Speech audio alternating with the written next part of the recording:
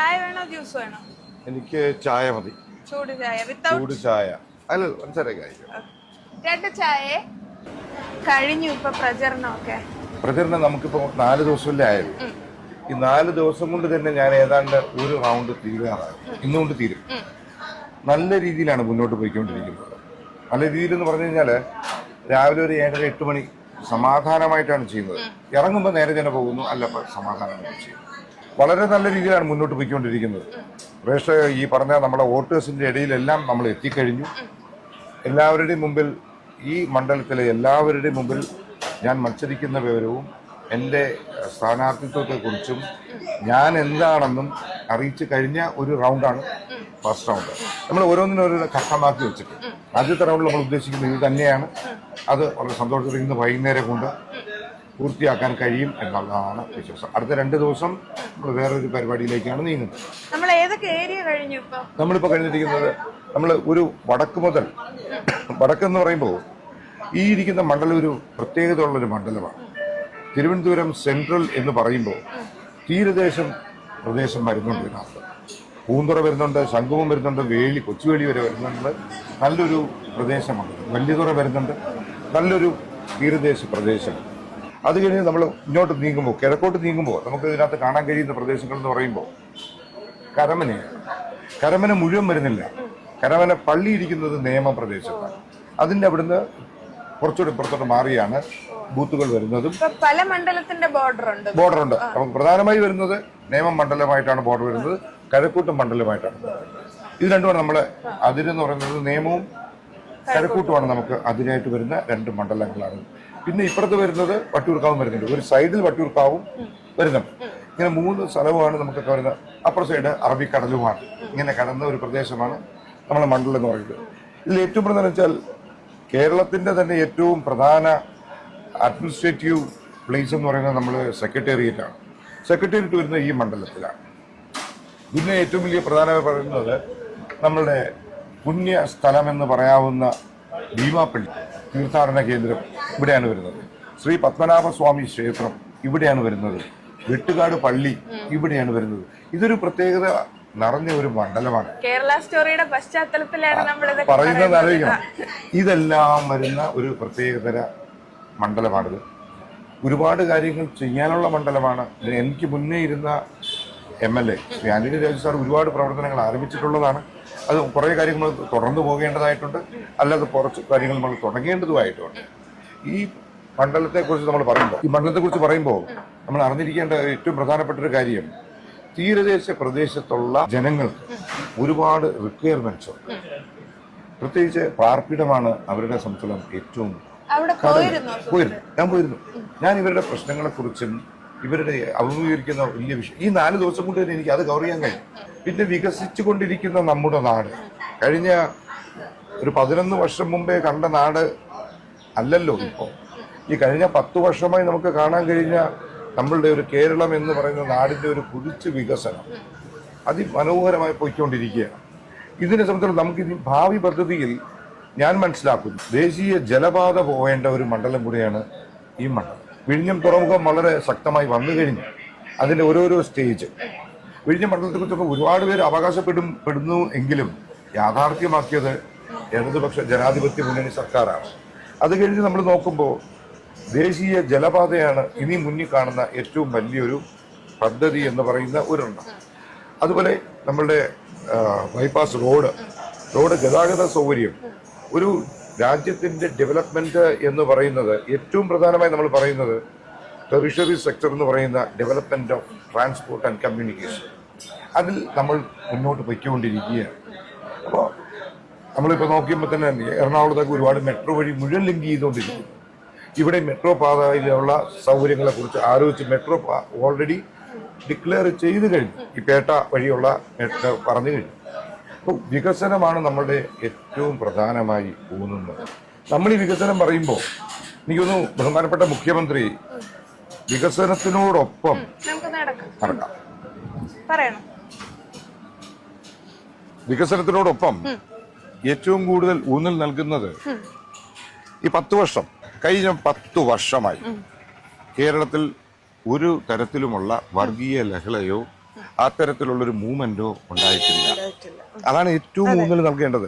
ഞാൻ ഈ പലയിടത്തും ക്യാമ്പയിനിന് ചെല്ലുമ്പോൾ കാണാൻ കഴിയുന്ന ഏറ്റവും രസകരമായ കാഴ്ച, വൈകുന്നേരം ഒരു 7 മണി കഴിയുമ്പോൾ കുടുംബത്തിലെ എല്ലാവരും ചേർന്ന് ഒന്നിച്ചിരുന്ന് ടി വിയുടെ മുമ്പിൽ സീരിയൽ കാണുന്നത്, ഭക്ഷണം കഴിക്കാൻ. ഞാൻ ക്യാമ്പിന് ചെല്ലുമ്പോൾ കണ്ട എന്ത് സ്വസ്ഥത നമുക്ക് അനുഭവപ്പെടുന്നു. അത് കാണുമ്പോൾ ഞാൻ അവരുടെ അടുത്ത് പറയുകയും ചെയ്തു, സ്വസ്ഥമായ ഒരു അന്തരീക്ഷം, അതിന് മുഖ്യമന്ത്രിയുടെ ആഭ്യന്തര വകുപ്പ് വഹിച്ച പങ്ക് വളരെ വലുതാണ്. അതുപോലെ വിദ്യാഭ്യാസ മേഖലയിൽ ഉണ്ടായിരിക്കുന്ന മുന്നേറ്റം, അതൊക്കെ നമ്മൾ കേരളത്തിനകത്ത് ആ വികസനമൊക്കെ അസൂയപ്പെടുന്ന വികസനമാണ് ബാക്കിയുള്ളവരുടെ മുമ്പ് നമുക്കുണ്ടാവും. ഇന്ത്യയിലെ പല സംസ്ഥാനങ്ങളിലും പോകാനുള്ള സൗകര്യം കിട്ടിയിട്ടുള്ള ഒരാളാണ് ഞാൻ.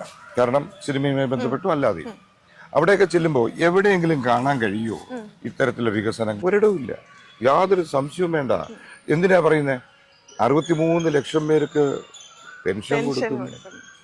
ഏത് സംസ്ഥാനത്തിലാണ് കൊടുക്കുന്നത്? ഒരു സംസ്ഥാനത്തും കൊടുക്കുന്നില്ല. ഈ പറയുന്നത് കേട്ട് കഴിഞ്ഞാൽ ബാക്കി എല്ലാവരും ചെയ്യുന്നു, എവിടെ കൊടുക്കുന്നു?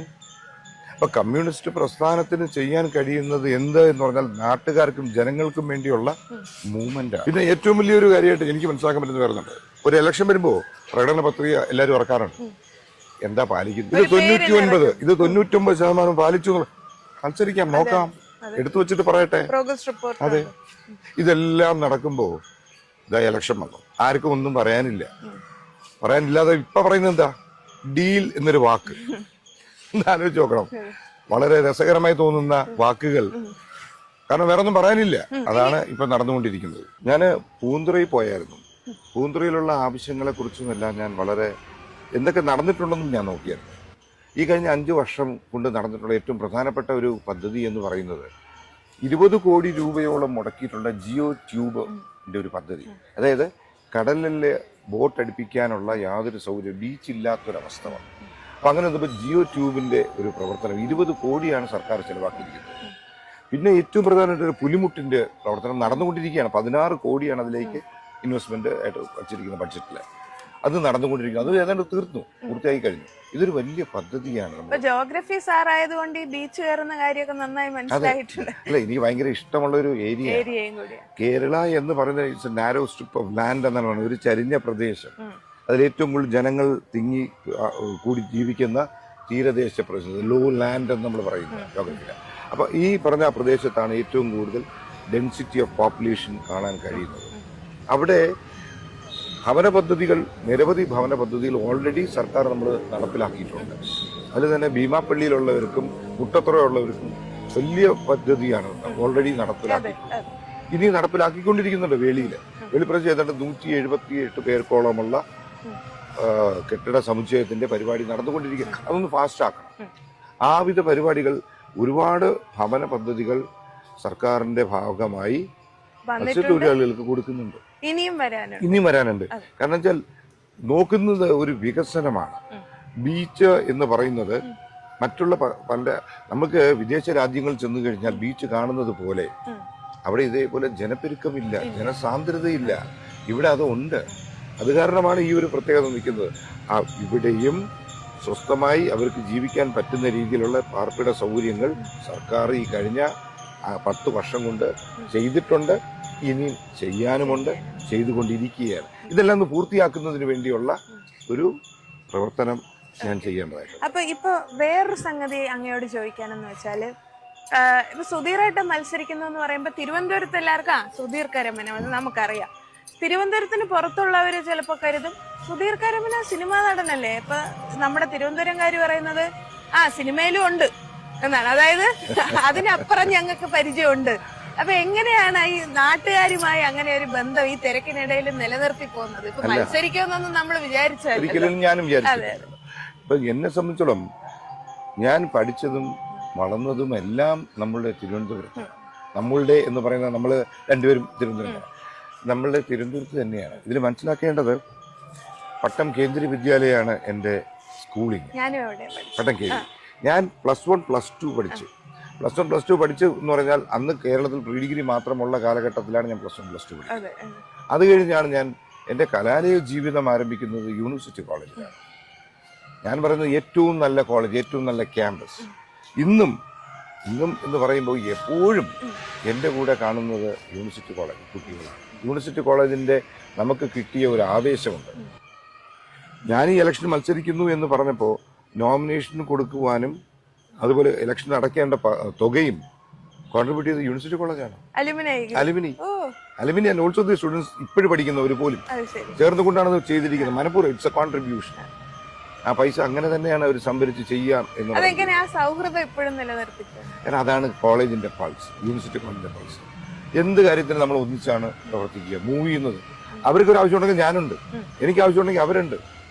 അതൊരു വല്ലാത്ത ഒരു അന്തരീക്ഷമാണ്. യൂണിവേഴ്സിറ്റി കോളേജിൽ ഒരിക്കൽ വന്നു കഴിഞ്ഞാൽ അതാണ്. അപ്പൊ യൂണിവേഴ്സിറ്റി കോളേജിലേക്ക് വന്നു, ആ സമയത്ത് രാഷ്ട്രീയ പ്രവർത്തനമൊക്കെ ഉണ്ട്, സംഘടനാ പ്രവർത്തനം, വിദ്യാർത്ഥി. അച്ഛനൊന്നും പറഞ്ഞില്ലേ കരമന ജനാർദ്ദനൻ നായരുടെ മകൻ എന്ന് പറയുന്നത് പോലെ ഒരു അഭിമാനം? ആ സമയത്ത് അച്ഛൻ വഴക്കൊന്നും പറഞ്ഞില്ലായിരുന്നോ? ഇല്ല, പഠിക്കടാന്ന് പറഞ്ഞു. അത് അങ്ങനെ പറയുന്നത് പരീക്ഷ എടുത്തേ പറയാറില്ല, അല്ലാതെ പറയാറില്ല. അച്ഛനെ സംബന്ധിച്ചോളം അച്ഛൻ ഇടതുപക്ഷ ചിന്തകനായി, ഇടതുപക്ഷവുമായി അങ്ങനെ സജീവമായി പ്രവർത്തിക്കാറില്ലായിരുന്നു. വീട്ടിൽ വന്നു കഴിഞ്ഞാൽ ലൈബ്രറി കാണും, ദാസ് ക്യാപിറ്റലും മാർക്സിസവും എല്ലാം വീട്ടിൽ അടുക്കി വെച്ചിട്ടുണ്ട്. ഇതെല്ലാം ഞാൻ കൊച്ചിലെ മുതലേ കാണുന്ന ബുക്കുകളാണ്. ദാസ് ക്യാപിറ്റലിന്റെ വോള്യൂം തുടയുണ്ട്. ഇതെല്ലാം ഞാൻ വീട്ടിൽ കാണുന്ന ബുക്കുകളാണ്. അപ്പൊ അച്ഛനെ സംബന്ധിച്ചോളം അച്ഛന്റെ ചിന്ത ഏത് രീതിയിലാണെന്ന് പുരോഗമനമായി ചിന്തിക്കുന്ന ഒരു സ്വഭാവം അച്ഛനുണ്ടായിരുന്നു. എന്തിനേയും വിമർശിച്ചുകൊണ്ട് അതിനെ കാഴ്ചപ്പാട് അതിനെ നോക്കുന്ന ഒരു സ്വഭാവം അച്ഛനുണ്ടായിരുന്നു. അത് തന്നെയാണല്ലോ നമ്മളുടെ പാർട്ടിയുടെ ഏറ്റവും വലിയ പ്രത്യേകത എന്ന് പറയുന്നത്.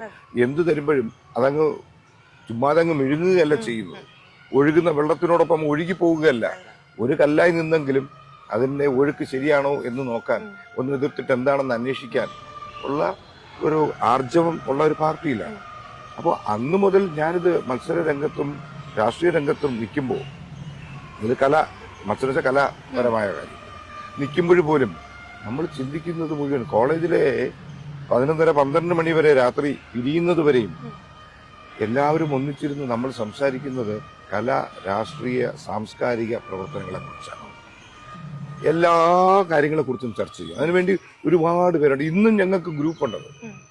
V use to talk. നമുക്കൊരു കിട്ടുന്ന ഒരു എനർജി ഉണ്ട്, ഒരു സന്തോഷമുണ്ട്. ഇതുമാത്രം നമുക്ക് പിരിഞ്ഞു പോകത്തില്ല. അന്ന് മയക്കുമരുന്നിനെതിരെ പോരാടി നമുക്ക് പോലീസിന്റെ അവാർഡ് വരെ മേടിച്ചവരുണ്ട് അന്നത്തെ ആ കാലഘട്ടത്തിൽ യൂണിവേഴ്സിറ്റി കോളേജിൽ. അപ്പം വിദ്യാർത്ഥി പ്രസ്ഥാനവുമായി ബന്ധപ്പെട്ട് പ്രവർത്തിക്കുമ്പോൾ അനീതിക്കെതിരെ, സമൂഹത്തിൽ നടക്കുന്ന എല്ലാ ദുഷ്പ്രവർത്തികൾക്കുമെതിരെ അന്നേ നമ്മൾ പോരാടി. അത് ഒരു കാര്യമുണ്ട്, അന്ന് തിരുവനന്തപുരത്ത് ഇല്ലാത്തവർക്ക് പലവർക്കും അത് അറിയില്ലായിരിക്കാം. നിങ്ങൾ ഈ ജില്ലയിൽ നിന്നല്ലാത്ത ഒരുപാട് പേര് ഇവിടെ വന്നിട്ടുണ്ട്. ഇവിടുന്ന് മറ്റു ജില്ലകളിൽ നിന്നും ഇവിടെ വന്നിട്ട് ഇവിടെ ഉള്ളവർ അറിയാതെ, ഇവരെന്തായാലും പ്രവർത്തിച്ചെന്നറിയാതെ അവരെ കുറിച്ച് പറയുന്നവർ ഇന്ന് രാഷ്ട്രീയത്തിലുണ്ട്. ആയിക്കോട്ടെ, ഞാൻ ആരെയും കുറ്റപ്പെടുത്തുന്നില്ല, ഓരോരുത്തരും അവരവരുടെ ഇഷ്ടം അനുസരിച്ച് പറഞ്ഞോട്ടെ. പക്ഷെ നമ്മൾ വളരെ നേരത്തെ തന്നെ ഇതുമായി ബന്ധപ്പെട്ട് പ്രവർത്തിക്കുന്ന ആളാണ്. അച്ഛനുമായുള്ള ഒരു ബന്ധം എങ്ങനെയായിരുന്നു? അച്ഛനെ സംബന്ധിച്ചോളം എന്ത് നല്ല കാര്യം ചെയ്യുമ്പോഴും സൈലന്റായി അതിനെ നമ്മളെ പ്രോത്സാഹിപ്പിക്കും. നമ്മളറിയില്ല, അത് എല്ലാവരും മുമ്പ് വെച്ച് അത് നല്ലതെന്ന് പറഞ്ഞ് അങ്ങനെ കയറ്റി വിടില്ല. അച്ഛൻ ഇന്നേ വരെ ഒരു ഓപ്പണായിട്ട് ഒന്നിനും അച്ഛൻ ജീവിച്ചിരിക്കുമ്പോൾ ഒരു സിനിമയിൽ ഞാൻ അഭിനയിച്ചിട്ടില്ല. അച്ഛൻ ജീവിച്ചിരിക്കുമ്പോഴാണ് ഞാൻ കേരള യൂണിവേഴ്സിറ്റിയിലെ ഏറ്റവും നല്ല അവാർഡുകൾ, പുരസ്കാരങ്ങൾ എനിക്ക് ലഭിച്ചിട്ടുള്ളത്, എത്രയോ വർഷങ്ങൾ. അപ്പോഴൊന്നും ഞാൻ അഭിനയിക്കാൻ എനിക്ക് സിനിമയിൽ ചാൻസ് കിട്ടിയപ്പോൾ പോലും അച്ഛൻ എന്താ പറഞ്ഞത്? പഠിക്കുക, ജോലി മേടിക്കുക, അത് കഴിഞ്ഞതിന് ശേഷം. രാഷ്ട്രീയപരമായി ചിന്തിച്ചപ്പോഴും അച്ഛൻ പറഞ്ഞു പഠിക്കുക, ജോലി മേടിക്കുക. അച്ഛൻ്റെ ആ ഉപദേശങ്ങൾ എനിക്ക് ഏറ്റവും ഗുണം ചെയ്തിട്ടുണ്ട്. സ്റ്റിൽ ഞാനൊരു സ്റ്റുഡൻ്റാണ്. ഇപ്പോഴും ഞാൻ LLB പഠിക്കുകയാണ്. ലോ അക്കാഡമി, ലോ കോളേജിലെ LLB സ്റ്റുഡൻ്റാണ് ഞാനിപ്പോൾ. അപ്പോൾ ഈ പഠിക്കുക എന്നുള്ളത് അച്ഛൻ BL ആണ്, പഴയ BL ആണ്. പഠിക്കണം എന്നുള്ളത് നിർബന്ധമാണ്. എന്ന് വെച്ച് ആ പഠിത്തം എന്ന് പറഞ്ഞ ബുക്കും കൊണ്ട് ഇരിക്കാനല്ല, പ്രകൃതിയിൽ നിന്നും നാട്ടിൽ നിന്നും നാട്ടുകാരിൽ നിന്നും ഇടങ്ങി അവരെ കൂട്ടത്തോടൊപ്പം നിന്നാണ് പഠിക്കാൻ പറഞ്ഞത്. അച്ഛനും വർക്ക് ചെയ്തിരുന്ന സമയത്താണോ സിനിമയിൽ ഉണ്ടായിരുന്നത്? അതെ, അച്ഛൻ പ്രോഡക്റ്റ് ഫണ്ട് അസിസ്റ്റന്റ് കമ്മീഷണർ ആയിരുന്നപ്പോൾ അച്ഛൻ VRS എടുത്തു. ഞാനും ഒരു സ്കൂൾ, ഹയർ സെക്കൻഡറി സ്കൂളിൽ നീണ്ടകാലം പ്രിൻസിപ്പൾ ആയതിനു ശേഷം ഞാനും VRS. ആ പ്രായം എനിക്ക് തോന്നുന്നു അങ്ങ് പ്രിൻസിപ്പൾ ആയിരുന്ന സമയത്ത് ഏറ്റവും പ്രായം കുറഞ്ഞ പ്രിൻസിപ്പള് ഞാൻ തന്നെ. വളരെ ഏറ്റവും കൂടുതൽ, മറ്റൊന്ന് ഏറ്റവും കാലം പ്രിൻസിപ്പളായി ഇരുന്നിട്ടുള്ളതും ഞാൻ തന്നെയാണ്. ആ റെക്കോർഡ് ആർക്കും തോൽപ്പിക്കാൻ പറ്റുമെന്ന് എനിക്ക് തോന്നുന്നില്ല. 2002-03 ഞാൻ പ്രിൻസിപ്പളായി. 2022 ഞാൻ VRS എടുക്കുന്നത്. അത് ശരി. ഏതാണ്ട് ഒരു നീണ്ട 19-20 വർഷത്തോളം പ്രിൻസിപ്പൽ ഇൻചാർജായും പ്രിൻസിപ്പളായും ഫുൾ സാലറിഡ് പ്രിൻസിപ്പളായും എല്ലാം ഞാൻ ജോലി ചെയ്യുന്ന ആളാണ്. ഇപ്പൊ ഷൂട്ട് വല്ലതും ഉണ്ടോ? അതാണ് ഈ മീശയൊക്കെ വെച്ചേക്കുന്നേ. ഈ മീശ മുഴുവൻ അതിന്റെ ഭാഗമാണ്. അതിന്റെ ഈ ഇലക്ഷനും ക്യാമ്പയിനും നടക്കുമ്പോഴും മീശ മാറ്റാൻ പറ്റുന്നില്ല, മീശ കൊച്ചാക്കാനും പറ്റുന്നില്ല. മുൻപൊക്കെ പല സ്ഥലത്തും വേദികളിലൊക്കെ കാണുമ്പോ ഫുൾ ക്ലീൻ ഷേവിലൊക്കെ ആയിരുന്നു. ക്ലീൻ ഷേവ് ആയിരുന്നു. ഇപ്പൊ പ്രധാനമായ 3 സിനിമ നടക്കുന്നു. ഒന്ന് ശ്രീ അടൂർ ഗോപാലകൃഷ്ണൻ, അടൂർ അങ്കിളിന്റെ അത് ശരി. സിനിമ കഴിഞ്ഞു. അത് മമ്മൂക്കയായിരുന്നു പ്രധാന വേഷം, അടൂർ അങ്കിളിന്റെ സിനിമ. അത് കഴിഞ്ഞ് ഖലീഫ എന്ന് പറയുന്ന it's a very big budget film. അത് ലാലേട്ടനുണ്ട്, ശ്രീ പൃഥ്വിരാജ് പ്രധാന വേഷം ചെയ്യുന്ന സിനിമയാണ് ഖലീഫ. ഏറ്റവും പ്രധാന വെച്ചാൽ വൈശാഖാണ് എൻ്റെ സംവിധായകൻ, പുലിമുരുകൻ സംവിധായകനാണ് അത് സംവിധാനം ചെയ്യുന്നത്. പിന്നെ ഇപ്പോൾ ധനുഷ് കോടിയിലേക്ക് എന്ന് പറഞ്ഞൊരു സിനിമ ഇപ്പോൾ പൂർത്തിയായി. ഇനി നടന്നുകൊണ്ടിരിക്കുന്ന മറ്റൊരു പടം HT5 എന്ന് പറഞ്ഞിട്ട് ഹ്യൂമർ ത്രില്ലർ ഓഫ് 5 എന്ന് പറഞ്ഞ ഒരു പടം ഇതാ ഇപ്പോൾ പൂർത്തിയായി. ഇനിയുണ്ട് 3 ദിവസം ഷൂട്ടുണ്ട്. ഖലീഫയുടെ ഷൂട്ട് ഇതിൻ്റെ ഇടയിൽ പോയി അതും തീർക്കാനുണ്ട്, ഡബിങ് ചെയ്യാനുണ്ട്, എല്ലാം നടന്നുകൊണ്ടിരിക്കും. ഇപ്പൊ ഷൂട്ടിംഗ് സൈറ്റിലൊക്കെ ചെല്ലുമ്പോ അവര് സ്ഥാനാർത്ഥി വരുന്നു എന്നുള്ളത്. ഞാൻ അങ്ങനെയില്ല. അങ്ങനെ ഒരു ഞാൻ നേരത്തെ പ്രിൻസിപ്പളായിരിക്കുമ്പോൾ അഭിനയിക്കാൻ പോകുന്ന ആളാണ്. ലൊക്കേഷനിൽ ഒരിക്കലും പ്രിൻസിപ്പളായി ഇരുന്നിട്ടില്ല. ഞാൻ സ്കൂളിൽ പ്രിൻസിപ്പളായിരിക്കുമ്പോൾ ഒരിക്കലും ഒരു അഭിനേതാവായി പ്രിൻസിപ്പളായി ഇരുന്നിട്ടില്ല. അതുകൊണ്ട് ഓരോന്നിനും ഓരോരോ കമ്പാർട്ട്മെന്റ്സ് ഉണ്ട്. ആ ചട്ടക്കൂടിനകത്ത് ഇരുന്ന് വേണം അത് പ്രവർത്തിക്കാൻ എന്ന് ബോധ്യമേ അറിയാവുന്നതാണ്. ഇപ്പൊ തിരുവനന്തപുരം സിറ്റിയില് ഒരുപാട് വികസന പ്രവർത്തനങ്ങൾ നടന്നിട്ടുണ്ട് എന്ന് അങ്ങ് നേരത്തെ തന്നെ സൂചിപ്പിച്ചു. എന്താണ് ഒരു അഭിമാനമായി തോന്നിയ സംഗതി? തിരുവനന്തപുരം സിറ്റിയില് പ്രധാനമായി പറയുമ്പോൾ നമ്മുടെ ഈസ്റ്റ് ഫോർട്ട് പണ്ട് കണ്ട ഈസ്റ്റ് ഫോർട്ട് അല്ല, വളരെ മനോഹരമാക്കി കഴിഞ്ഞു. ഈസ്റ്റ് ഫോർട്ട് എന്ന് പറയുന്നത് നമുക്കറിയാം.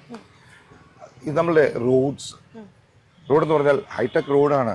ഇപ്പോൾ നമ്മളുടെ സംബന്ധിച്ചോളം തമ്പാനൂർ മുതൽ കവടിയാർ അവസാനം വരെ ഏറ്റവും രസകരമായി എല്ലാ സൗകര്യങ്ങളുമുള്ള വിധത്തിലുള്ള റോഡ്, ഹൈടെക് റോഡ്. ഏറ്റവും പ്രധാന റോഡ് അങ്ങയുടെ മണ്ഡലത്തിൽ. അതെ അതെ, എന്റെ ആ ഭാഗത്തും വളരെ ഇത് വിശാലമായിട്ട് എന്ത് രസമായിട്ടാണ് ആ റോഡ് ചെയ്തിരിക്കുന്നത്. അതൊന്നും ഒരിക്കലും ഇനിയും റിപ്പയർ ചെയ്യേണ്ട അങ്ങനത്തെ ഒരു പ്രശ്നം വരാത്ത വിധത്തിലുള്ള കൺസ്ട്രക്ഷനാണ് ചെയ്തിരിക്കുന്നത്. റോഡ് ഡെവലപ്മെന്റ് എന്ന് പറയുന്നത് വളരെ ട്രിവാൻഡ്രത്തെ ഇൻഫ്രാസ്ട്രക്ചറിൽ ഏറ്റവും ഇമ്പോർട്ടൻ്റ് ആയിട്ട് പറയാവുന്നത് റോഡ് ഡെവലപ്മെന്റ്. പിന്നെ പറയാൻ പറ്റുന്നത് ഗതാഗത സൗകര്യം, ഇലക്ട്രിക് ബസ്, ഏറ്റവും ചെറിയ ബസ് വെച്ച് ഏറ്റവും ചെറിയ സ്ഥലത്ത് വരെ പോകുന്ന വിധത്തിൽ നോയ്സ് പൊല്യൂഷൻ ഇല്ലാതെ പോകുന്ന നല്ല സുന്ദരമായ ബസ്. നമുക്ക് ഈ ഏറ്റവും വലിയ നഗരം എന്ന് പറയുന്ന ഡൽഹിയിൽ പോയി നിൽക്കാൻ ഒരു ദിവസം ശ്വസിക്കാൻ പോലും പറ്റത്തില്ല. അതൊക്കെ മാറ്റിക്കൊണ്ട് തിരുവനന്തപുരത്ത് നോക്കൂ, എന്ത് സുന്ദരമായ ഇലക്ട്രിക് ബസ്സാണ് സഞ്ചരിക്കുന്നത്. പൊല്യൂഷൻ ഇല്ല, പൊല്യൂഷൻ ഫ്രീ ടൗൺ എന്ന് പറയാം. അത്ര സുന്ദരമായ ഇലക്ട്രിക് ബസ്സുകൾ ഓടുന്നു. പിന്നെ ഏറ്റവും കൂടുതൽ സന്തോഷം എൻ്റെ മേഖല തന്നെ സ്കൂൾസ്. എന്ത് രസകരമായിട്ടാണ് സ്കൂൾസിൻ്റെ ഒരു വികസനം കാണാൻ കഴിയുന്നത്. പൊതുവിദ്യാഭ്യാസ മേഖലയിലേക്ക് കുട്ടികൾ ഓടിച്ചെല്ലുന്ന ഒരു ബന്ധം പണ്ടില്ലായിരുന്നു. പണ്ട് എല്ലാവരും എവിടെ CBSE സ്കൂൾ, എവിടെ ICSE സ്കൂൾ എന്ന് പറഞ്ഞ് ഉള്ള ശമ്പളത്തിൻ്റെ 3/4 ഭാഗവും സ്കൂളിൽ ഫീസ് അടച്ച് പോകുന്ന ഒരു സ്ഥിതി വിശേഷമായി. ഇന്നാലോചിച്ച് നോക്കി, പൊതുവിദ്യാഭ്യാസ സ്ഥാപനങ്ങളിലേക്ക് പോകാനുള്ള ഒരു ഉഷാറായിട്ട് പോകുന്നു. അവർക്ക് കൊടുക്കുന്ന ഭക്ഷണം, അതിനെല്ലാം ഒരുപാട് തരത്തിൽ സാമ്പത്തികമായി നമ്മൾ പലയിടത്തു നിന്നും, അതൊന്നും ഞാൻ കൂടുതൽ പോകുന്നില്ല എങ്കിൽ പോലും ഞെരുക്കുന്നു. എങ്കിലും കുട്ടികൾക്ക് ഒന്നും ഞെരുക്കാൻ പറ്റുന്നില്ല. കുട്ടികൾക്ക് വേണ്ടതെല്ലാം കൊടുത്തുകൊണ്ടിരിക്കുന്നു.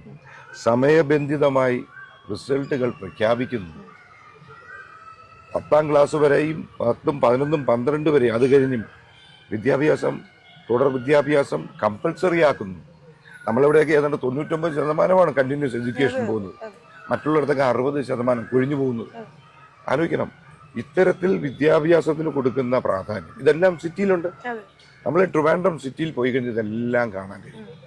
മനോഹരമായ clean city is our Trivandrum city. കേരളത്തിന്റെ ഒരു പൊതുവികസനത്തിന്റെ ഒരു ഇമേജ് ട്രിവാൻഡ്രത്തുണ്ട്. വന്നാൽ മതി. ടൂറിസം ഡെവലപ്മെന്റ്, കോവളം മുതൽ ഇങ്ങോട്ട് നോക്കിയാൽ ടൂറിസം, ഡിവോഷണൽ, ടെമ്പിൾ ടൗൺ എന്ന് പറയാവുന്ന ഉണ്ട്. അതുപോലെ ഭീമാപ്പള്ളി, വെട്ടുകാട് പള്ളി എടുത്തു നോക്കാം. സൂ, മ്യൂസിയം, എന്താ വേണ്ടേ എല്ലാം ഇവിടെ ഉണ്ട്.